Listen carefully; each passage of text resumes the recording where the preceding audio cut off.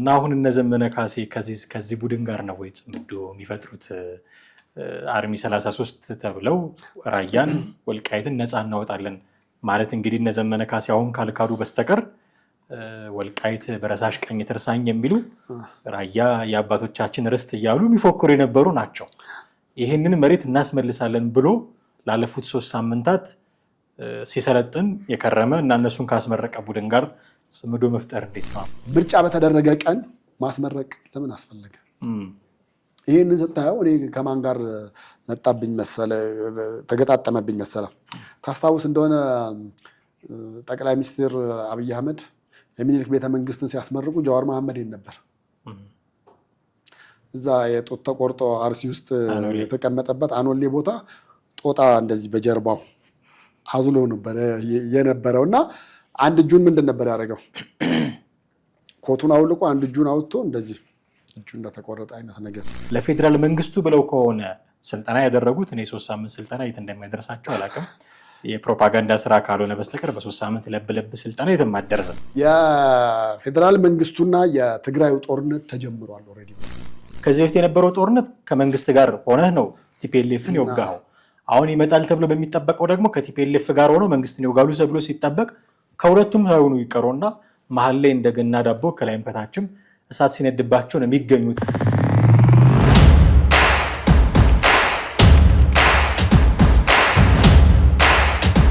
ሰላም እንዴት አላችሁ ውድ ቤተሰቦቻችን? ይህ ዘኢትዮጵያ የዩቲዩብ ቻናላችን ነው። ቴዎድሮስ ካሳና ማህደገፋ ከእናንተ ጋር ቆይታ እናደርጋለን። ዘመነ ካሴ አምኖበታል የተባለው ጽምዶ ከኤርትራም ከቲፒኤልኤፍም ጋር አብሮ ሊሰራ ይችላል የሚል መረጃ እየወጣበት ያለው የጽምዶ ላይ አንዷን መሪቷ ነው ቲፒኤልኤፍ ነው። ቲፒኤልኤፍ አርሚዎች አሉት እንደምታውቀው እና አንዱ አርሚ 33 የሚባለው የተወረሩ የትግራይ ክልል መሬቶችን እናስመልሳለን ብሎ ላለፉት 3 ሳምንታት ስልጠና ሰጥቶ አስመርቋል። ፎቶዎችም ወጥተዋል። እና አሁን እነ ዘመነ ካሴ ከዚህ ቡድን ጋር ነው ወይ ጽምዶ የሚፈጥሩት? አርሚ 33 ተብለው ራያን ወልቃይትን ነፃ እናወጣለን ማለት እንግዲህ እነ ዘመነ ካሴ አሁን ካልካዱ በስተቀር ወልቃይት በረሳሽ ቀኝ ትርሳኝ የሚሉ ራያ የአባቶቻችን ርስት እያሉ የሚፎክሩ የነበሩ ናቸው።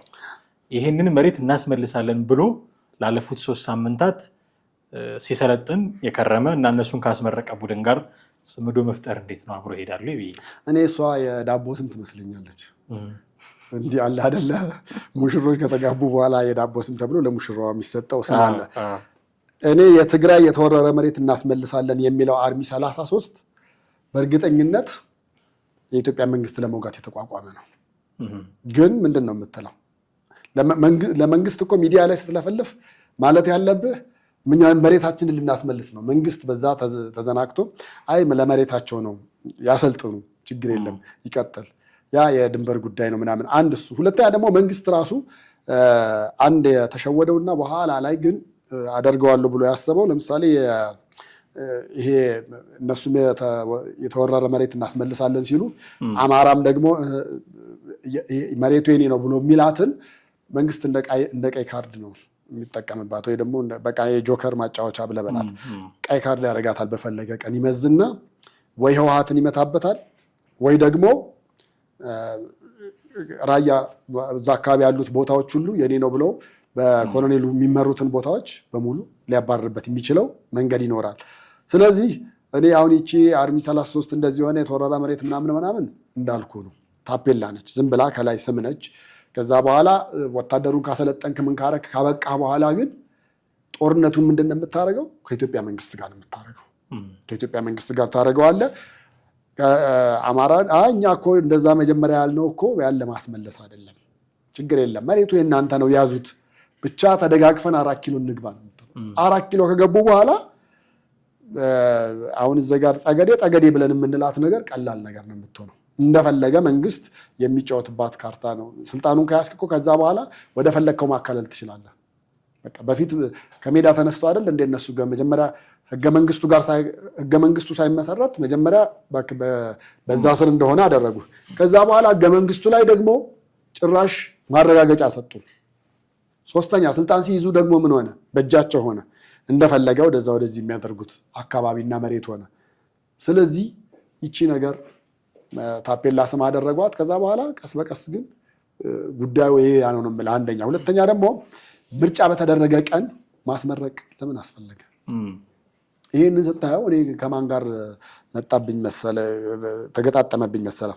ታስታውስ እንደሆነ ጠቅላይ ሚኒስትር አብይ አህመድ የሚኒልክ ቤተመንግስትን ሲያስመርቁ ጀዋር መሐመድ ነበር እዛ የጦት ተቆርጦ አርሲ ውስጥ የተቀመጠበት አኖሌ ቦታ ጦጣ እንደዚህ በጀርባው አዝሎ ነበር የነበረው እና አንድ እጁን ምንድን ነበር ያደረገው? ኮቱን አውልቆ አንድ እጁን አውጥቶ እንደዚህ እጁ እንደተቆረጠ አይነት ነገር which means ምንም እሱ ባያወራህ ትንታኔ ባይሰጥህ አንተ ከዛ ውስጥ በጣም ብዙ ነገሮች ሰንጥቀህ ታወጣለህ። ይሄ የምርጫ ቀን ነው። ግንቦት 24 የመንግስት ምርጫ ማካሄድበት ቀን ነው ብሎ መድቦ በመላ ሀገሪቱ ከትግራይ ክልል በስተቀር ምርጫ እየተካሄደ ትግራይ ክልል ደግሞ ወታደር ማስመረቅ ማለት ምን ማለት ነው? ምንድነው መልእክት ሊሰጥ የሚችለው? ስለዚህ በዛ ደረጃ በጣም በርቀት ዲፕ በሆነ መንገድ መታሰብ መቻል አለበት ብዬ ነው የማስበው እንጂ ይሄውን እዚች ጋር ያለችው ፊት ለፊት ተቀባብታ የቀረበችው ነገር አይደለም። ጠረግ ስታረጋት ኦሪጂናል ነገሯን ታገኛታለህ እና ያ ነው ብዬ ነው የማምነው እኔ የኔ እምነት እሱ። እዚሁ እንደውም አማራና ትግራይ ክልል ወሰኖች ላይ የአስተዳደር ወሰኖች አካባቢ የጦርነት ዝግጅቶች በጣም እየተፋፋሙ እንደሆነ ነው ይሄው ስለ አርሚ 33 የሚናገረው መረጃ ላይ አንዴ ያነበብነው ነገር እሱ ነው። እና የሁለቱ ክልሎች የአስተዳደር ወሰን የሚዋሰኑባቸው አካባቢዎች ላይ ከፍተኛ የሆነ ወታደራዊ እንቅስቃሴ ያለ ለጦርነት ሁሉ የሚያሰጋ እየተፋፋመ የመጣ ነገር እንዳለ ነው የሚሰማው። አሁን አንተ እንዳልከው ጉዳዩ የፌዴራል መንግስትን የሚመለከት ነው እንዳልከው እዛ አካባቢ ወታደራዊ እንቅስቃሴዎች ቢደረጉ ከፋኖ ጋር አይደለም እንዲህ አይነት ወታደራዊ እንቅስቃሴዎች ያሉት። ወልቃይት አካባቢ ከሆነ ፕሮባብሊ ከምን ዘብ ነው የሚባሉት ከሴዘብ ነው የሚሆነው። ከሴዘብ ደግሞ ባለፈው እንዳወራ ነው መንግስትም ድጋፍ ያደርግልኛል መከላከያ ድጋፍ ያደርግልኛል ብሎ ተናግሯል ኮሎኔል ደመቀ ዘውዱ። ስለዚህ በዛም አለ በዚህ ከመንግስት ጋር የሚኖር ፍጥጫ ነው የሚኖረው። ከፋኖ ጋር የሚኖር ፍጥጫ የለም ማለት ነው። አትሊስት እንደው ባይፈራረሙም ቢፋ ባያወጡትም ግን አብሮ የመስራት ፍላጎት እንደው በመግለጫ ደረጃ ሁለቱም በተናጠል የሚያደርጓቸው መግለጫዎች አብሮ መስራት እንፈልጋለን አንጠላም ኢትዮጵያ ውስጥ ካሉ ኃይሎች ጋር ስለሚሉ እንደው ዝም ብሎ መግባባት ነገር ያለ ስለሚመስል ለመታኮስ እንደው ቀድሞ ይወዳደራሉ ብዬ አልጠብቅም። እና እንዳልከው መንግስትን የሚመለከት ሊሆን ይችላል። በራያም በኩል ቢሆን ተመሳሳይ ነው የሚሆነው። ምክንያቱም በራያ በኩል ያሉት እነ ምሬ ወዳጆም ቢሆኑ ያን ያህል ከቲፒኤልኤፍ ጋር በዚህ ሰዓት ቁርሾ ውስጥ መግባት የሚፈልጉ አይደሉም። ወደፊት የሚመጣው ነገር ወደፊት የሚመጣ ነው። ድልድዩን ስንደርስ እንሻገራለን እንደሚሉት እንደው ተሳክቶላቸው መንግስትን እንኳን ቢያስወግዱ አብረው 4 ኪሎ ይገባሉ ወይ አብረው ሀገር ያስተዳድራሉ ወይ አብረው እንዲያደርጋሉ እኔ አይመስለኝም። ምናልባት ወደፊት የምንነጋገርበት ነገር ሊሆን ይችላል። አሁን ላይ ግን የሁለቱም ትኩረት መንግስትን ማስወገድ ስለሆነ አብረው የሚሰሩባቸው ነገሮች ሊኖሩ ይችላሉ። ለዛ ነው ባለፈውን ፕሮግራም ጽምዶን በቅርብ ገን ሊያውጁ ይችላሉ እነ ዘመነ ካሴ እነሱ አምነውበታል ስትለኝ የነበረው ሰው ይሄ አርሚ 33 ለወልቃይት ካልሆነ ለራያ ካልሆነ እንግዲህ እነዚህ ሰዎች የሚሉት ምንድነው? ተፈናቃዮችን እንመልሳለን፣ እዛ ቦታ ላይ ደግሞ በጭቆና ውስጥ ያሉ አሉ እነሱን ነፃ እናወጣለን፣ ቦታውንም እናስመልሳለን ነው የሚሉት። ለዚህ ፐርፐዝ ለዚህ ብለው ካልተቋቋሙ ለፌዴራል መንግስቱ ብለው ከሆነ ስልጠና ያደረጉት እኔ 3 ሳምንት ስልጠና የት እንደሚያደርሳቸው አላውቅም። የፕሮፓጋንዳ ስራ ካልሆነ በስተቀር በ3 ሳምንት ለብለብ ስልጠና የትም አትደርስም። ይህን ያጡታል ብዬ አላምንም። የሆነ ብስኩት ነበር አይደል ድሮ እነ ታምሮ የሚያስተዋውቁት ከሰዓት መርካቶ የሚሉት ጠዋት ሳዋ ገብተህ ከሰዓት ግንባር 97 ላይም እንደዛ ተደርጎ ነበረ። ማለት መንግስት በቃ እሱ እኮ የመጣው ለምን ነበረ መሰለኝ ፌዴራል ፖሊስ ነበረ እንደ ጸጥታው እንዲቆጣጠር ኃላፊነት የተሰጠበት እና በዛ ልክ ካልሆን ብሎ ልክ ኃይል ሲያጠር ልክ እንደዚህ በ1 ሳምንት በ2 ሳምንት ወዲያውኑ ኮልፌ ማሰልጠኛ አሰለጠንና ወይ ያኔ አንደርስታንደብል ነው ለመሰለህ የምታስታግሰው የከተማውን ወጣት ነው ድንጋይ የሚወረወርብህን። ስለዚህ በዚህ መክተ በዚህ ዱላ በለው የበለው ብቻ አልነበረም። ያኔ ደግሞ ተኩስም ነበረ ተኩሳ ምታው ምናምን የ1 ሳምንት ስልጠና ሊበቃው ይችላል። ይሄ ግን ውጊያ ነው ከታጠቀ ኃይል ጋር ነው ሄደ የምትፋጠጠው። ይሄ በ3 ሳምንት የለበለበ ስልጠና ቢሆን ነገር አይደለም ብዬ ነው። ግን የ3 ሳምንት ስልጠና ብቻ ነው ያደረጉት ብዬም ደግሞ አላምንም። እቺ አሁን የ3 ሳምንት ስልጠና የምትለው ለግንቦት 24 እንድትደርስ እንደው ለፕሮፓጋንዳ ዜና ለብ አድርጓት ይሆናል እንጂ ረጅም ዝግጅት ያደርጉ ይችላል። በጦርነት ዝግጅት ምናማው አካል አይደለም ቲፒኤልኤፍ ብዬ ነው። ትጥቅ ትግልም የሚያውቅበት ነው፣ ሁሉንም የሚያውቅበት ነው። መቼም አሁን ቴክኖሎጂ መጥቶ ጉድ ያደረገው እንጂ የሚያውቅበት ነው። ስለዚህ በ3 ሳምንት ስልጠና ለብ አድርጎ እንደው ጦርነት ውስጥ ይጠዳቸዋል ብዬ አላስብም። ምናልባት ጦርነት ከተጀመረ በኋላ ኃይል እያነሰው ከሄደ ያኔ ማሟያ እንደው ዝም ብሎ በገፍም እየወሰደ ሊያሰማራ ይችላል። ያኔ ህፃናትንም ያሰማራ ነበረ። በህዝባዊ ማዕበል ነው ይሄድንባቸው ሂዱ አልነበረ። እንደዛ ሊያደርግ ይችላል። አሁን ግን ዝግጅት ላይ ካለ የ3 ሳምንት ብቻ ዝግጅት ያደርጋል ብዬም አላስብም። ግን እንዳልከው መምታት የሚፈልጉት የፕሮፓጋንዳ ሴል ስላለ ለእሱ እንዲደርስላቸው ፌዴራል መንግስቱ ጋር በምርጫው ቀን እኛ እንዲህ አድርገናል የሚል መልእክትም ለማስተላለፍም ጭምር ስለሆነ እንደዚህ ያደረጉ እንጂ የ3 ሳምንት ብቻ ነው ብዬ አላስብም። ግን ትልቁ ጥያቄ ወልቃይትና ራያ እንደዚህ ሁል ጊዜ የጦርነት መጫሪያ ማንም ፌዴራል መንግስቱ መናገር ሲፈልግ ወልቃይትን ነፃ እናወጣለን እያለ የሆነ ነገር መናገር ሲፈልግ በራያ በኩል እንደምታውቀው በራያ በኩል ቲፒኤልኤፎች ናቸው ያሉት። ሲፈልጉ ሰው አፈነው ይወስዳሉ፣ ሲፈልጉ ቀበሌ ሰብረው ይገባሉ፣ ሲፈልጉ ሹመኛ አባረው የራሳቸውን ሹመኛ ያስቀምጣሉ።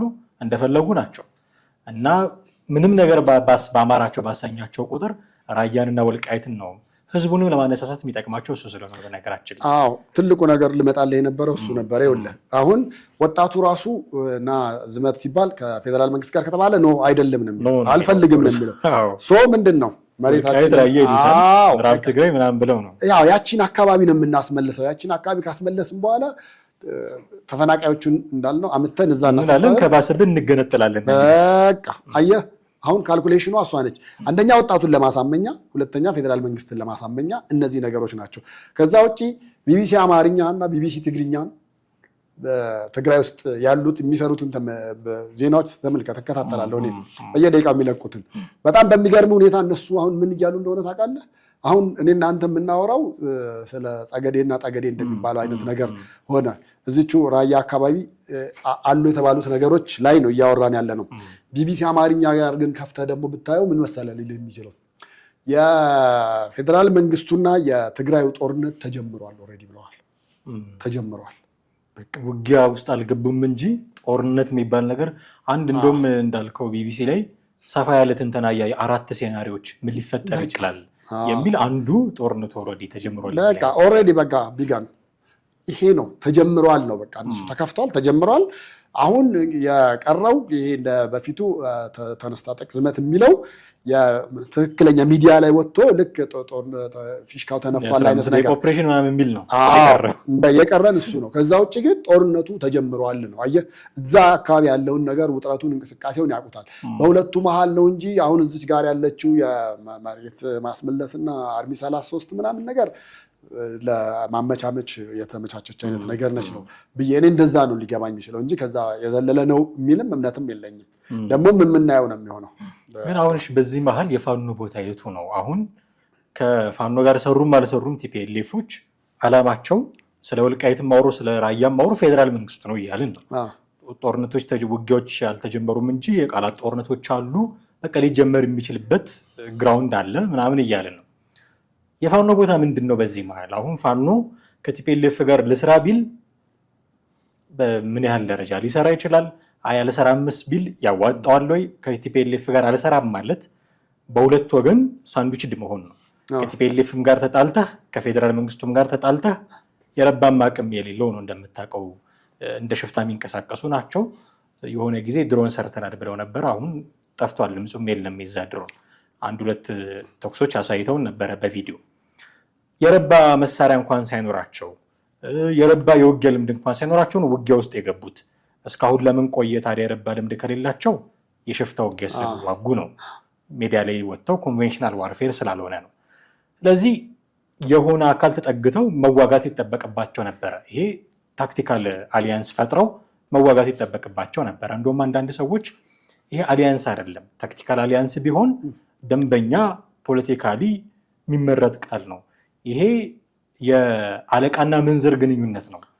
አለቃው ቲፒኤልኤፍ ነው፣ ምንዝሩ ፋኖ ነው። እንዲህ አድርገህ ሲባል የሚያደርግበት ጽምዶ ነው እንጂ በእርግጥም ትብብር በሚባል ደረጃ አይደለም ብለው በደንብ ፍሬም የሚያደርጉት ሰዎች አሉ። ሰማው ከሱ ጋርም እስማማለሁ። ግን ከቲፒኤልኤፍ ጋር ተቃርነህ ኦኬ አሁን በወልቃይት ከመጡ አብረው ላይሰሩ ይችላሉ በሚል ግምት ነው እንጂ እነሱ ወልቃይትን አሳልፈን እንሰጣለንም የሚሉም ወገኖች አሉ። እነ ዘመነ ካሴ በዚህ ነው የሚታሙት። እነ እስክንድር ነጋ ደግሞ የለም ከቲፒኤልኤፍ ጋር አንሰራም በሚል ነው እነሱም ደግሞ የሚታወቁት። ግን አንሰራም ብለህ ቲፒኤልኤፍን ተቃራኒ ያደርገህ ከፌዴራል መንግስት ጋር አልሰራም ብለህ ፌዴራል መንግስትን ተቃራኒ ያደርገህ ምንድን ነው ቦታ?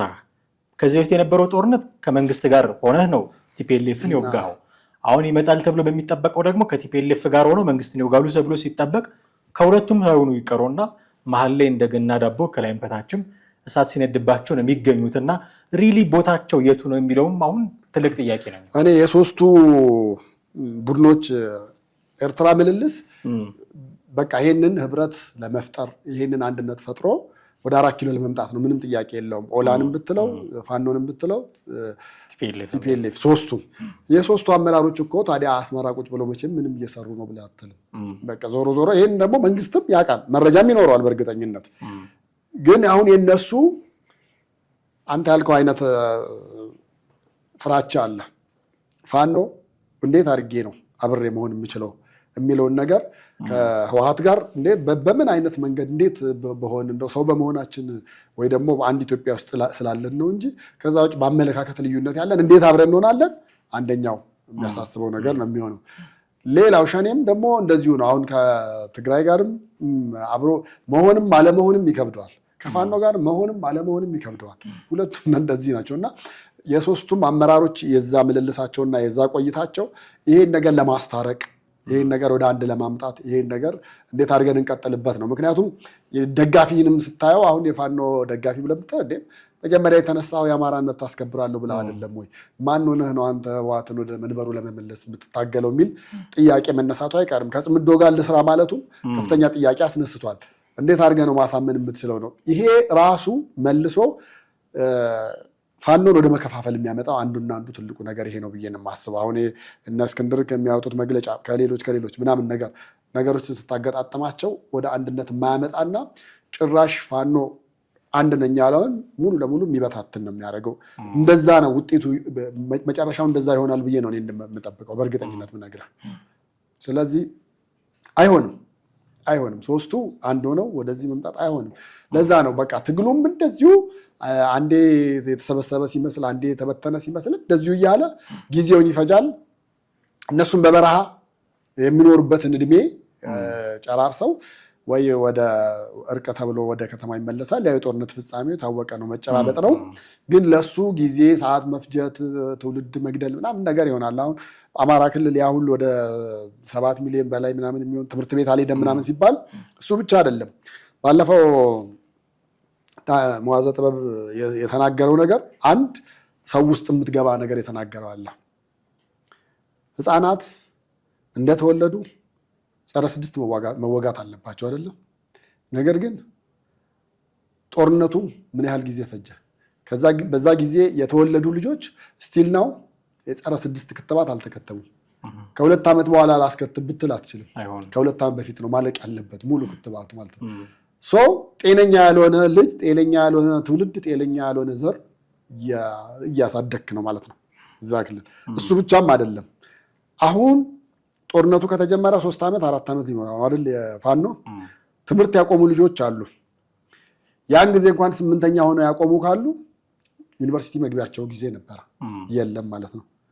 እንደገና ደግሞ 3 ዓመት 4 ዓመት የነበራቸው ደግሞ 7 ዓመት ሆነው ደግሞ መሳሪያ ለማንሳት ወደ ጫካ እንግባ የሚሉ እሳቤ ነው ያለውና ይሄ ትውልድህን የራስህንም ዘር መልሰህ እያመከንክ ያለበት አካሄድ ስለሆነ ይህን ነገር ዝም ብሎ ወደ አንድ መፍትሄ ቢመጣበት የተሻለ ነው ብዬ ነው የማምነው።